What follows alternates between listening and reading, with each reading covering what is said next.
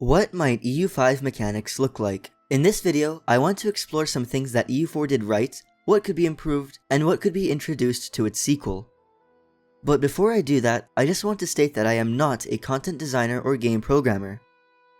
I'm going to cover a lot of topics in this video, so you should use the video progress bar if you want to skip to a certain section. Anyways, let's begin. So I think we all know that abstract monarch points are questionable, but some people may be wondering, what do abstract monarch points even mean? Well, EU4 is a grand strategy game that tries to resemble real-world history. Of course, it's very hard to make such a game be completely historically accurate, so that's why we have abstractions. In other words, certain historical concepts are simplified to be better for gameplay and the limitations of a computer game. However, with Monarch points, it has gone too far. Paradox has many other grand strategy games, but EU4 is the most guilty when it comes to such absurd abstractions. EU5 should learn from other PDX games and minimize, or potentially eliminate, the need for Monarch points. One of the most ridiculous abstractions is of technology, which leads us to the next section. EU4's tech system is honestly terrible. It's linear, static, with no flexibility whatsoever. The tech system is basically just waiting for the abstract monarch points I've mentioned earlier to reach a certain level influenced by a modifier called technology cost. And then you click a button. This system honestly doesn't deserve to be called a mechanic compared to other PDX games, of which I will mention Stellaris and Hearts of Iron 4. Now just to be clear, I mainly play EU4, so I don't know too much about the tech systems in other PDX games, but just compare the two technology systems. I personally like Stellaris' card system, where you get random cards of tech that is tied to a hidden tree. In Hearts of Iron 4, you have a research tree, where you can branch out to other techs, instead of EU4's tech line. Now once again, I don't really know a lot about other PDX games, so if you play other PDX games, or even other grand strategy games, why don't you leave a comment saying which tech system you like the most?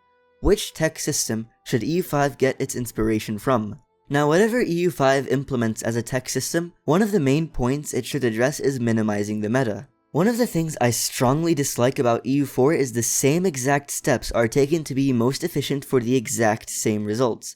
This is not something a historically accurate game has. It's just doing the same thing over and over. Because of that, EU4's design should be based around minimizing the meta. Now, it's much easier said than done, but I think that if players should be able to respond to their situation uniquely and not bound to following a meta, the game would be near infinitely replayable. I mean, EU4 is already very replayable with all its content and nations around the world, but it isn't replayable in terms of mechanics. It just isn't rewarding to try new things or strategies, because you have already found the most optimal way to play the game. I don't think there should be an optimal way to play.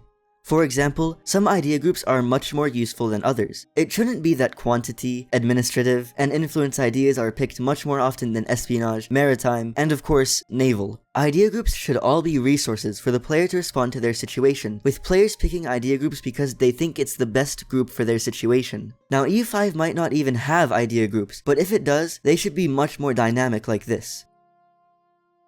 Navy, colonialism, and trade. I think EU5 should prioritize these three mechanics over all else. Now you may be asking, if these areas are the most important in the entire video, then why have I made one chapter for all of them? Firstly, I'm not going to explore these mechanics individually. It's also that these three mechanics should be tightly related to one another. It's no secret that Europa Universalis' era had the biggest development in colonialism and trade, and to be honest, the current mechanics just don't live up to a game of this period. Now to be fair, these mechanics are really hard to develop, both from a balancing and content viewpoint, but even from a technical viewpoint. Because of how hard it is to design these mechanics, I think they should have the most amount of attention. One of the common themes of this video is making mechanics simply be more dynamic, so a good starting point is to consider making the current systems more flexible and interconnected. For example, dynamic trade nodes are already a big talking point for EU4. It just isn't realistic to have trade statically flow in one direction. For example, India to Europe.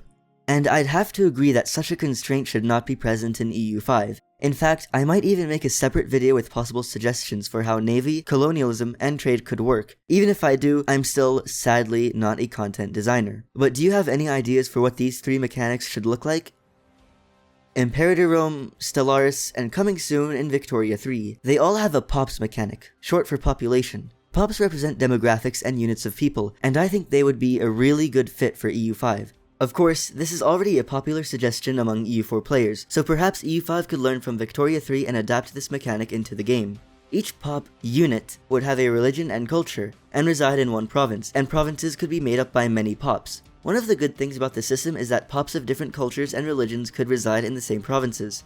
This will work really well for simulating minorities. For example, Egypt would have a Sunni majority with a Coptic minority present. Yes, this also means it's pie chart time. Let's be honest, pie charts are fun. This mechanic would work really well for estates, events, and other game mechanics that would make EU5 a much more immersive experience, and would make the game significantly more historically accurate. No, I'm not going to be talking about anything specifically.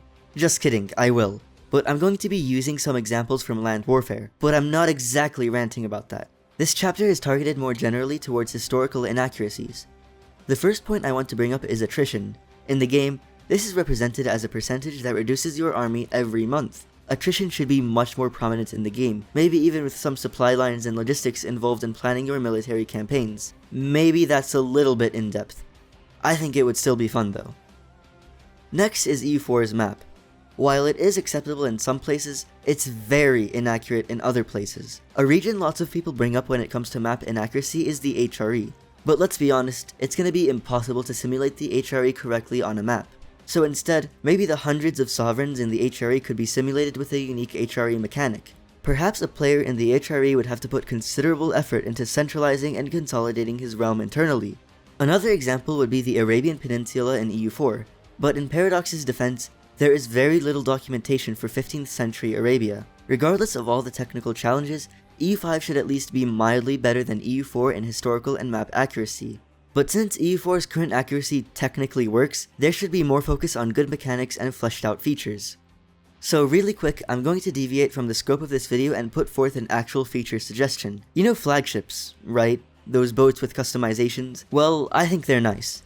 And in EU5, PDX should consider expanding the mechanics for flagships to buildings and forts, making them much more modular. For example, a trade building could have a base cost of 100 ducats, and you can pay smaller amounts for smaller modules to add onto the building. Maybe a cartographer's office for extra institution spread? As you can see, I really am not good at this, but I think it's a good idea. Do you think it is too? Anyways, that's my take on what EU4 sequel could do better. Did you agree?